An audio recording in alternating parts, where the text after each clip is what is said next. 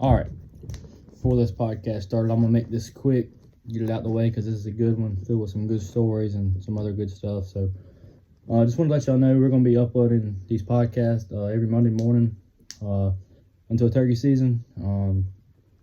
Our mind's already on turkey season and getting ready for it. So we thought, it'd be a good idea to share some of these podcasts, share some of these stories, get everybody's blood going for it. And there's going to be some good things on these podcasts, a lot of good stories and good memories. So hope y'all enjoy it. Welcome back to Financial Productions podcast series. Today, we're going to take our shot at doing a podcast for the first time.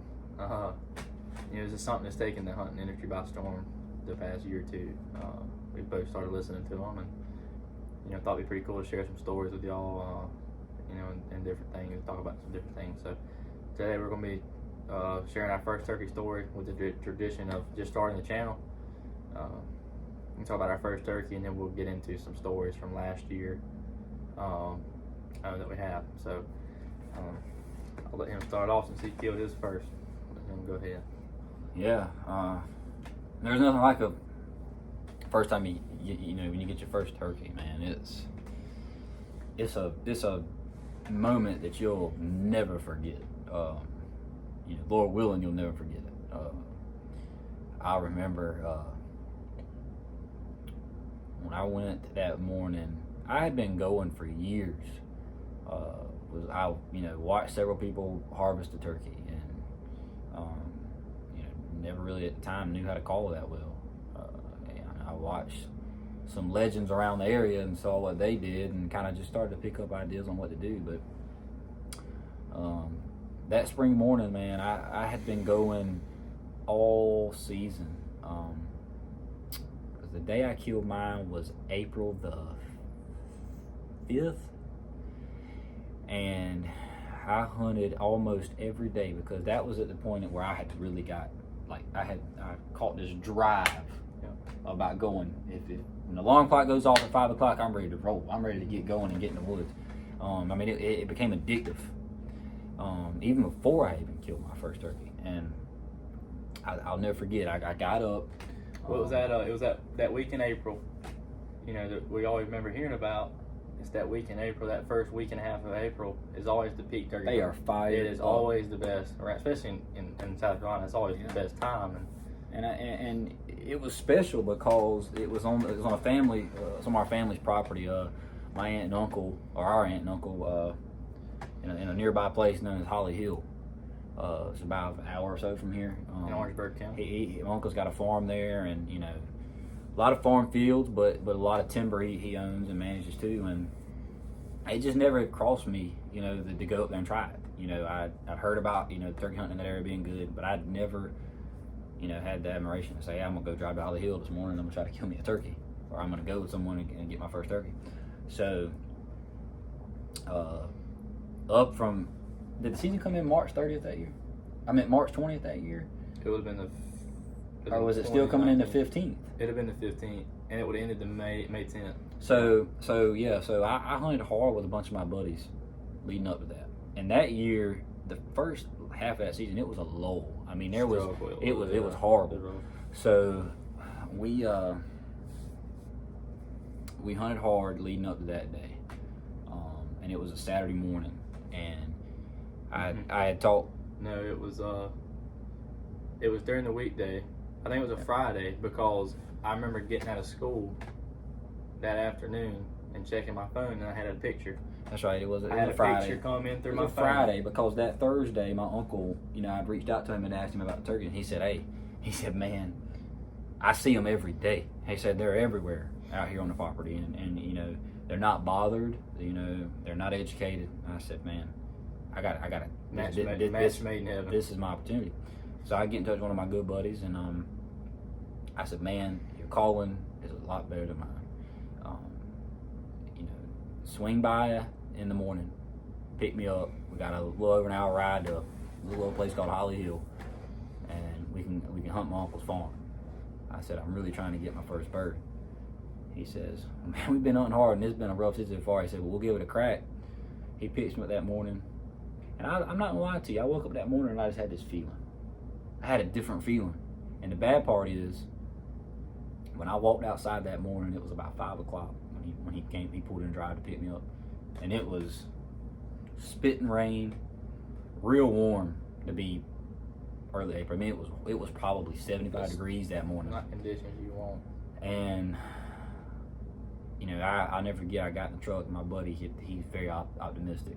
Very, very, you know, if it ain't this, then this ain't going to happen. If it's this, it's going to happen. So he told me bluntly, man, the weather's terrible. I don't know what's going to happen this morning. I said, well, all we know is to get out there and give it a try. So I put the 12 gauge in his back seat, and we rode on out. And we got there that morning. It rained almost the whole way there, the whole drive. We get out, park the truck, rain stops. I'd say probably 20 minutes. And to cut you off for a minute, we just watched Spring Legion podcast a couple days ago talking about half of the rain stopped. The turkeys, they tend to gobble more because the pressure begins to rise. Yeah. Right after that rain is always a good time to hunt. Yeah, so see, we walked, and during our walk to get to the spot, my uncle had he had met us there that morning, and you know, at the gate where we turned into the property, and he told me, he was like, you know, he actually pulled out a piece of napkin out of his truck, and he was drawing on it, you know, you go around this way, and this is where you're gonna get on them at. And I said, okay, yes sir. And we walked, and when I tell you, I thought my uncle was letting us walk about 100 yards. It turned into about 200,000 yards, it felt like. Good walk. Because the birds were at the very back of the property. I mean, and when I say fields now, I don't mean a little half-acre field. I'm talking 20-acre fields. Yeah. These thumb guns are huge. Cotton fields that you can't even probably see the other side. And I'll never forget, we get out of my buddy's truck, and he says, Will, we won't be able to hear a single thing out here. I said, what are you talking about? He said, it sounds like the airport is 50 yards from us. And I was like, you know what? We might not be able to hear anything. And I say that because, is it I-95 or I-26? I-95. I-95 runs right alongside my uncle's property.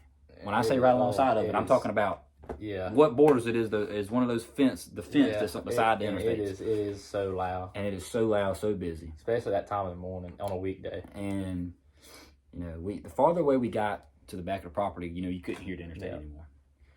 And we were walking back, man. We were going down this road in between some pines, and you just hear the little whippoorwills, and it's starting to, you're thinking it's going to be a pretty good morning. The rain has stopped, but the forecast showed overcast and rain all day. Mm-hmm. A high like 87 that day. It was, like I said, it was 75 degrees that morning. And we're walking back there, sloshing through mud on the roads from the rain all night. And we get back there to there's a power line. I'll never forget, I cut the thermocell on, and I had the thermocell running wide open, so did he. And he was slapping his face left and right, saying, son, we're about to get picked up and taken away from here by these mosquitoes. I said, well, I hope when it comes time to see one coming in on us, and we're sitting there and them things aren't tearing me up.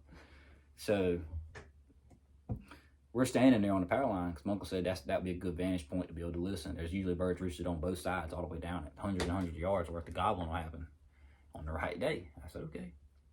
We're sitting there. Just as that sun starts peaking and it's about time for the birds to start gobbling and waking up, a monsoon happens. Rain comes pouring down again.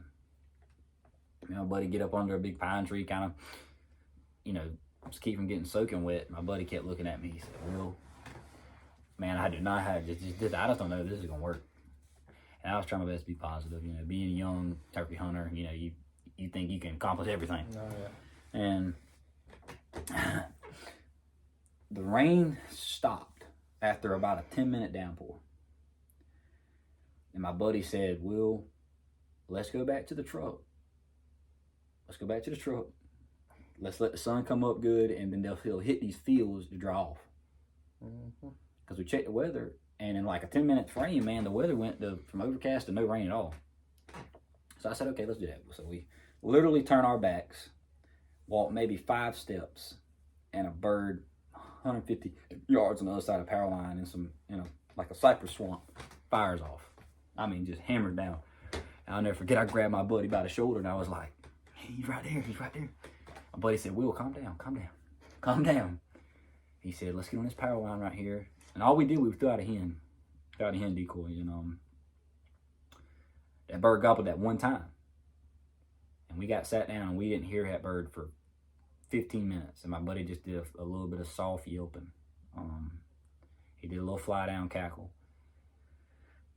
and then I'd say 20 minutes have gone by. The sun's out. It's turned into a beautiful day. And I just looked over my shoulder. My buddy was about 10 yards behind me, and we were sitting on the power line. And I turned around to my buddy, and I was like, where do you think he went? When I got it out of my mouth, 2 birds hammered about 70 yards out in front of us on the power line. But we couldn't see them because of the way we were tucked into the pines. Mm-hmm. He said, wait, we still, they're coming. He said he said he saw them. I said, all right. So I sit back, trying to be as still as I can, but when I say, man, I was shaking. My body was shook. It wasn't 5 seconds. The one in the front, he wasn't strutting. He comes sprinting to the decoy. And he bowed up and strutted and kind of like done a little pinwheel around her. And then the one I shot came in behind him, full strut, just power mode, just slowly walking in like he was the king of the whole land. And when he got up by the decoy, he brushed up on her a little bit, and my buddy might have said kill him 30 times. But I was so frozen that I was so frozen. I was like, man, this thing is 15 yards from me. And my buddy started cutting real fast, and both of them at the same time. Ow! And when that sucker came out of gobble, I finally, after hearing him say kill it 50,000 times, I pulled the trigger and flattened him. And when I tell you a sigh of relief, like, you work years and years for it to happen. And it happened. I remember falling out on my back next to that pine tree. Just like, thank you, God. Like, this has finally happened. I went out there and grabbed him. Beautiful bird, man. Had nice spurs, about a 10.5-inch beard, you know, beautiful bird. Little did I know that during that day, would that place become one of the best turkey hunting pieces of property I have ever witnessed in my entire life for the next season. I won't ever forget it. I just got out of school. I was in middle school at the time. I was in 7th grade. And I had just got out of school. And I looked at my phone, and I had a text from my dad and from you. And it was a picture of you with the turkey on your back walking in that power line. And I remember looking at the picture, and I remember it was very foggy and wet outside. And I remember looking at the picture and thinking, there's no way he just killed a turkey at such and such property. But I was thinking it was the property that you've been hunting all year. You know, the one in Allendale. And I was thinking to myself, you know, there's no way. Because we've hunted out there since we were kids. We've never even come close to killing turkey out there. You know, and I was like, there's no way he just killed a turkey out there. And I remember him telling me where it was at. And I was like, okay. You know, well, that makes sense. Because, you know, the other place we've been hunting, the birds out there were, you know, like they were 7 years old. They were so smart. But, you know, yeah, I mean, I won't ever forget seeing that picture and how happy it made me feel that you finally got one. Yeah, it was one of the best experiences of my life, man. Seeing it all come together and having, you know, someone there to share it with, and I'll never forget the long walk back carrying that sucker wasn't the most fun thing in the world. We get back to the truck, man. He probably weighed about 10 pounds more. He was wet, soaking wet. We get back to the truck and we take some pictures, and the moment I load him up in the truck, it put monsoon again. We go to my uncle's house. He had been trying to do he was working on his tractors or something, and I showed him and my aunt, and told him how happy I was, and I'll never forget him telling me, you know, hey man, we got plenty of turkeys out here. You know, come on down here and take care of them. And he told me that day, he said, and if you see a coyote, I said coyote. The world's a coyote. I said, I call it a coyote. Or a coyote. Yeah. He said, you see a coyote, you bust them in his tracks. I said, man, I ain't worried about no coyote. I'm worried about a turkey. He ain't like a coyote. But at the time, I never really knew how bad coyotes in the area affected the turkey population. But anyways, you know, we rode that the whole way home an hour with it pouring down, and my turkey back there just getting soaked. Yeah. And we get home. When we get home, the sun comes back out again, and just we get him cleaned up, and you know, I'll tell you what happened though. Killed that turkey, and all my buddies started knowing where I was at. Wasn't long everybody wanted to be a part of that property. Luckily, I got a hold of it first. Because let me tell you something. I've never seen a piece of property in all my years of hunting turkeys. I've never seen a piece of property in one season equal up to hunting a good piece of property for 7 seasons. I mean, this place was, you go in there and it's hammering, and it's gobblers in your lap. It's, you know, hens talking with you. I mean, it was the most, every time you went, that season, tell me if I'm wrong. Yeah. You never went that season and did not get on birds. The best turkey population I've ever witnessed. I mean, it was something special. Yeah, I mean, it was. So that was mine. That was mine first, and it was an awesome moment that I don't personally not a kill since that's topped it. So yeah, it was not my effort. What about your first? Well, mine was a little more bumpy than his. This will start off like he did, and as a young child, turkey hunting. Being the younger one, I never got the opportunity to be on the gun very often. Which is just fine. He always wanted to kill one first, and I understand it. But kind of mine was similar. Had hunted for several years and really had no luck. And after he killed his turkey, that day my aunt, told us, hey, bring your little brother. And of course I was excited about it, and Note now, this is before the voice changed and the aggravation sibling stage was in full effect. I would have been pain in the behind. I'd have been 13. I'd have been 13. I was in 7th grade, and we went that morning. I remember that walk was, we were going back to hunt the same kind of group of turkeys, and I remember that walk was, oh my God, walking down that field that morning was awful. I mean, it was, I never walked that far to kill turkey, I can tell you that. Not then, at the time, when I was a younger kid. But I remember crossing a ditch that we got to, and I remember having to walk across it like a 2x4, not like a 2x6, like a 2x4. And at that point, I was like, what are we doing here? Because I've never been out there. I was like, I don't know what we're doing. And I just remember Will kept telling me, just come on, we're gonna get across this ditch, and they're gonna be roosting right behind us. We set up on the power line. Not even 50 yards from where I killed my turkey, and this was what? I killed it on April I think it was the 16th, so it would have been about 2 weeks later. Nobody had hunted at all. The 2 weeks. Yeah. So we get in there, and remember we set up. I don't think it was quite daylight when we set. It wasn't pitch black when we sat down, but it wasn't daylight. They weren't gobbling yet. I remember we sat down, and I was sitting there, and a bird behind me and to my right, I remember just started hammering. There was some more down the power line, but this one bird was just losing his mind in there. He was just gobbling, hammering. And we started calling to him, and the same buddy that called his in, he started calling to him, and he was, you could hear him get antsy. Every time he gobbled, he was ready to get down more and more. And I remember he pitched down, and I remember when we were sitting there, this bird pitched so far that we were kind of confused. Remember, the turkey pitched down 150 yards in the woods, because when he hit the ground, he was right there, not in the power line, but he was right there in the woods. He come in there like an airplane now. Yeah. He come in like still with his legs, like he was running in the air when he hit the ground. He was like 50 yards in the woods down the power line, about 70 yards down the power line. And I was sitting there, and of course, I've never seen a turkey in front of me gobbling. I've never seen a turkey strutting, not with a chance to kill it. And this bird, I was sitting facing this way, and they were like right here behind me. So I got the first look at him. I seen him pop out. When he popped out, he didn't walk out and strut. He was strutting when he walked out. And he got right there in the power line, and I don't remember if it was a crow or something. He didn't gobble to a call. At that point, we weren't going to call anymore. But he got right there, and he gobbled. And I remember at that point, it was about 50 yards. And when he gobbled, dude, the earth shook around me. It was the coolest thing. And I kept telling them I seen him, and they couldn't see him. And by the time he got to about 40, 35, they could see him. And he got to the decoy. He never came out of strut, did he? From the time he got out of the power lines to the time he got to the decoy, never came out of strut. And that's where it all got screwed up. I shot the turkey at the turkey. He was quartering. He'd been quartering to me. He was full strut. I could barely see his head. And I just got antsy, and I shot, and I missed him. and I missed him twice. Then I missed him a third time.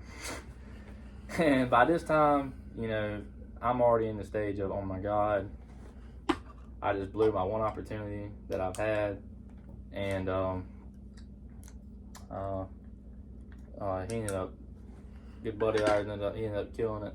And I remember, I mean, you can ask Will, I sat there on that tree for a good minute, just so mad at myself, upset. Complete devastation. Then I had to take a picture of the turkey that I just watched die, that I didn't kill. And it don't get any better from here, I can tell you that much. We go get on a different group of turkeys about 500 yards the other way. In a field. Yeah, 3 or 4 of them in a field. Fired up. Those Yeah, they were hammered. But I shot the turkey, and them turkeys were gobbling at every shot I took, which was 3. Get down to this field, and we're like peeking over this hill, trying to crawl up on them, or get to the edge, because they were with hens, and there was no way we were gonna call them. But long story short, we spooked them. They ended up kind of seeing us, and when the turkey sees you, bad things happen. And so at that point, I was just like, okay, let's just go home. Let's just come back another time, because at that point my head was out of it. I was mad at myself, mad at the world, mad at everything. But they told me, we'd go to the other side of I-95, and there's gonna be another group of turkeys over there, from what they had been told. I remember going over there to my uncle's house, and that side was just as loud. Yeah, if not louder. If not louder. Yeah. I mean, it borders the interstate. We got to my uncle's house, and he gave me a lecture. I mean, how you miss the turkey, boy? I mean, and I told him I have no idea. But we walked into this field. It was a bean field at the time. Not a huge field. This field was pretty small, and there was chicken houses right there beside the field. And we walked back into this back corner of the field, and we had just walked into the woods, maybe 10 yards, and a friend of ours, he called on a slate call. He cut a couple times, and as soon as he cut, I remember a hen started getting all excited right in front of us. So we all, of course, and she was close, so we all, of course, just flopped down on the ground. And me and his friend were over here. Will was about 10 yards that way, in front of us and to our right. So we're sitting there, and I remember his friend, he said, watch this. And I remember watching this hen. I watched her come up through the wood, going right at him. I'm talking about right at him. Like, yeah, I'm laid down. Yeah, like he's on like, my side. he's laid down. I had the hen decoy sitting in my lap. Yeah. Because I was holding it, carrying it. Of course, we all just laying there, like, almost had to close our eyes. She was getting so close. And I remember watching this turkey pretty much step over. Like, over his leg. Over. Yeah. I had my boot, like, pointed straight up. She stepped over the end of my boot. And, of course, we started chuckling. That's something funny when it's funny happens. You start kind of laughing. I don't think she ended up hearing us, but she seen something wasn't right. She didn't putt. She went back the other way. We said, all right, well, we'll get in here another 100 yards. We'll sit down, and we'll call every 20 minutes. And we sat down, and I would say we had called 3 times. We were probably sitting there for 30 minutes. And I remember we heard a turkey. We thought we heard a turkey about 500 yards away, and at that point it was super faint, just barely could hear him. And we were sitting by each other on a tree trying to pull a double, and I remember saying, was that a turkey? And we kind of like, well, we don't know because it was so far. And when I tell you 5 minutes later, we were sitting there and the turkey gobbled 150 yards from us, but it wasn't just one. About 4 or 5 of them cut loose. Right, it was there. 4 long beards and a Jake. And I mean, they were hammered. They came on a string full strut, and I killed one. And I for some odd reason, I decided to shoot 2 more times. While he was trying to shoot a turkey, I'm shooting at him too. Yeah, he shot his, and the whole, count 3, it was 1, bam, bam, bam. I never had an opportunity. And my buddy was standing behind me. Will, shoot him, Will, shoot at him, Will, shoot. And I'm like, Bo, I can't shoot. And keep in mind, I didn't have my gun. My gun was gone because I didn't shot all my shells I had at the other turkey. So I had no shells. I had to shoot his buddy of his shells. So yeah, he shot his yeah, it was semi-automatic. The Beretta. Yeah, I was going down. I had a little Mossberg 500 originally, and that threw in the trash. And I said, all right, well, I had that semi-automatic, and I let her eat until I seen the turkey fall. I was shooting. Little did I know when it already fell. And actually, funny story. We actually got some of that on video. Of course, the footage was pretty awful and shaky, but you can hear the birds gobbling the whole way in, and you can see them strutting. About they're 15 yards, 20 yards, maybe.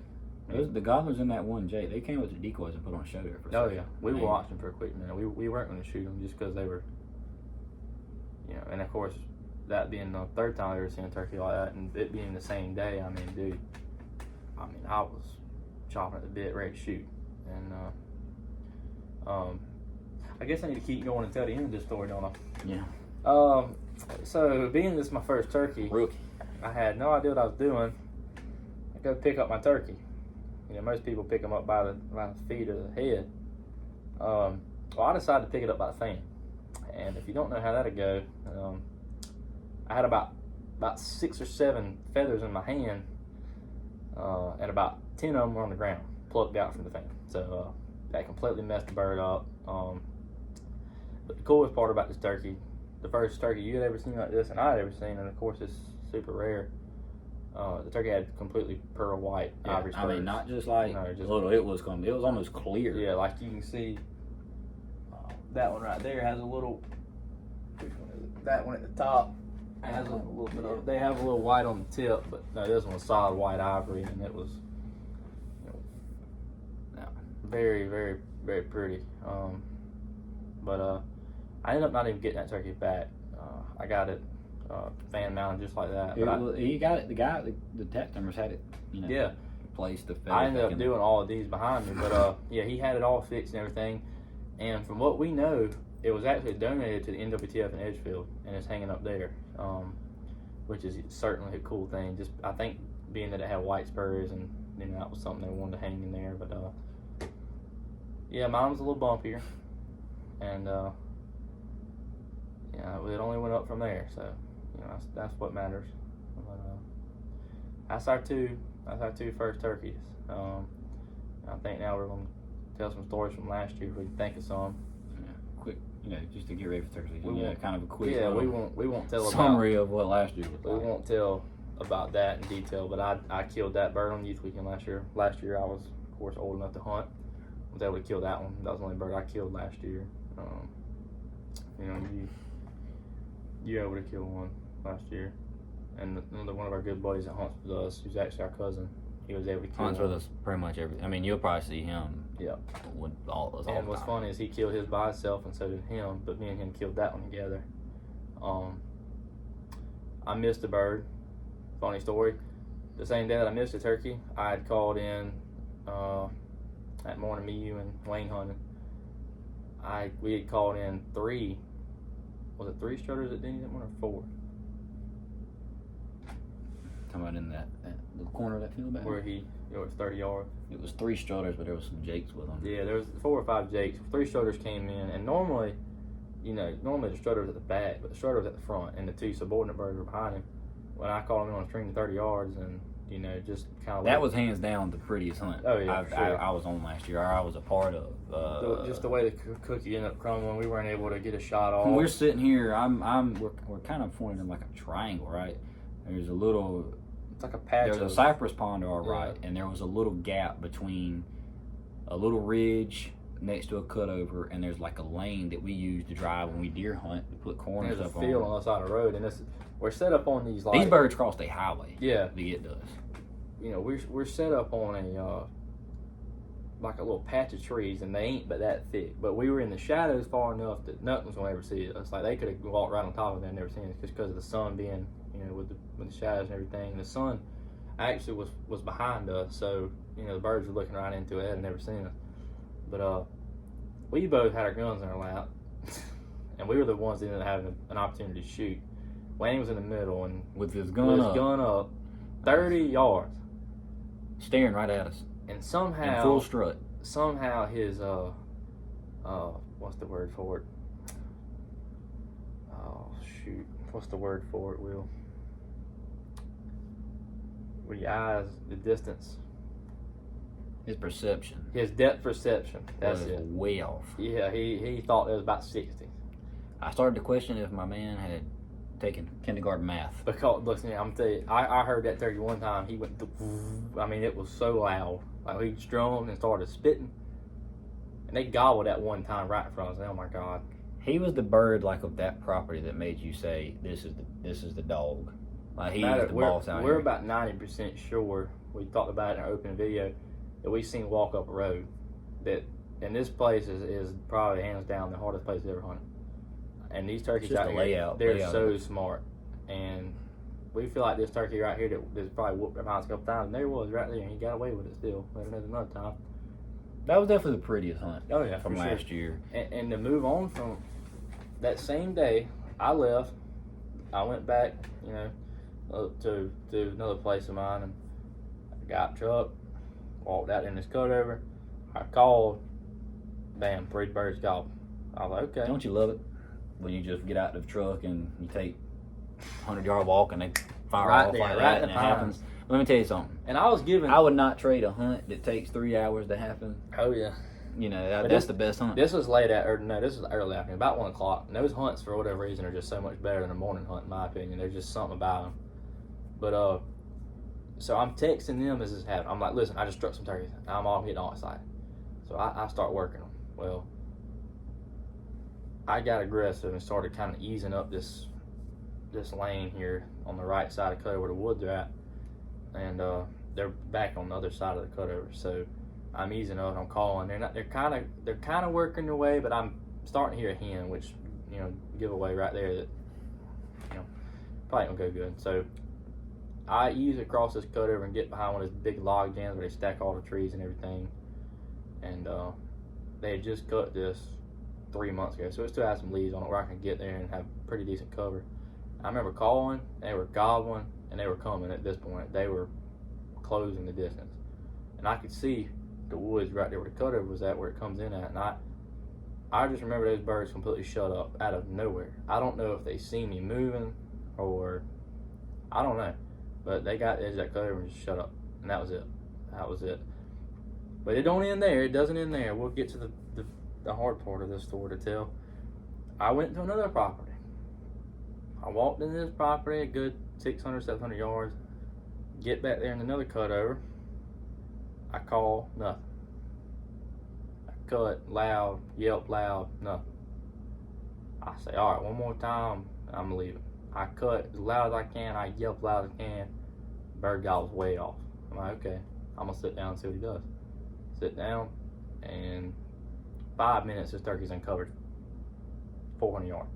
He is coming, and okay, here we go. I got good cover. My decoy is in a good spot. Everything's gonna be perfect.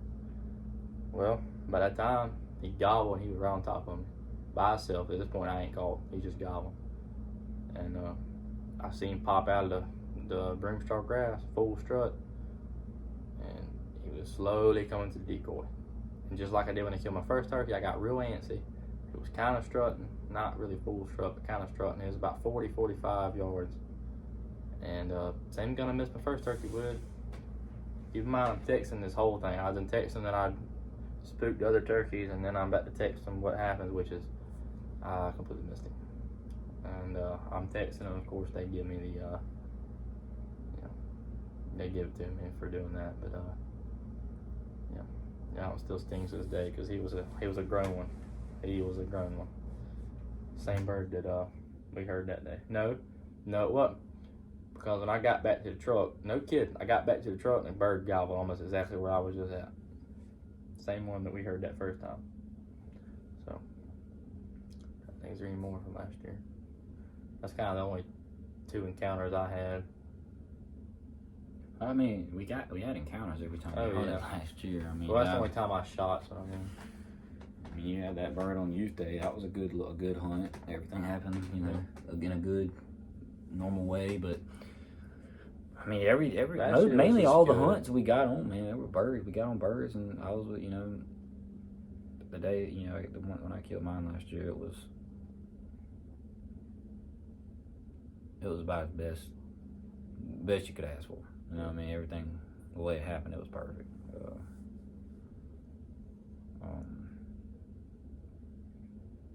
Another hunt, I'll never forget. I'll never forget. The week before, as a family, we had a terrible week, rough week. Our grandfather passed away, and Somebody that took a lot of time with us as kids, going hunting and everything. And we were, the turkey was taken at a piece of property that he, got for us to be able to hunt.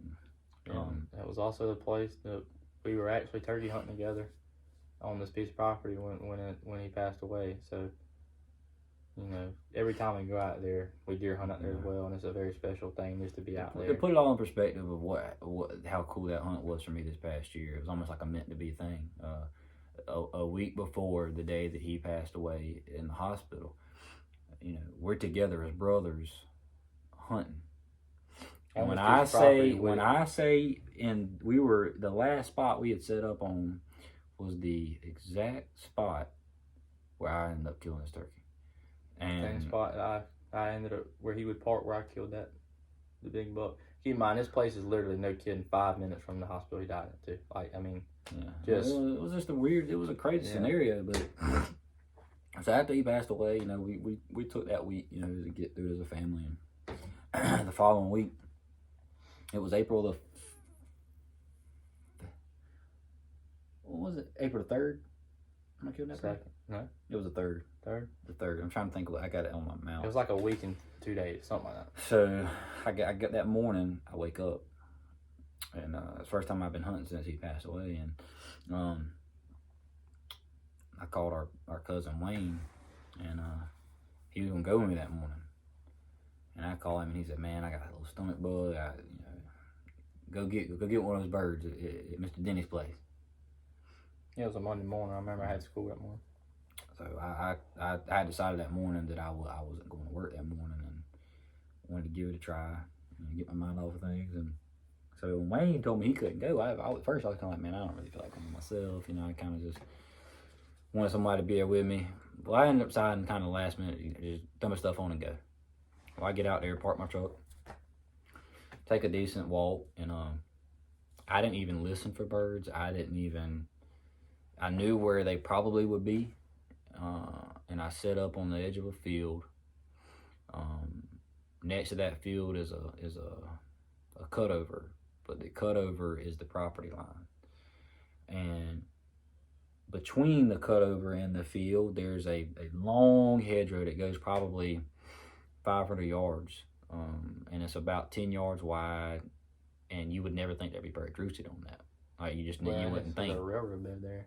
Yeah, you just wouldn't think they'd be on there. And a fence. Well, I get on the edge of that field. I'm facing, down the side of that field on the side of that hedgerow, and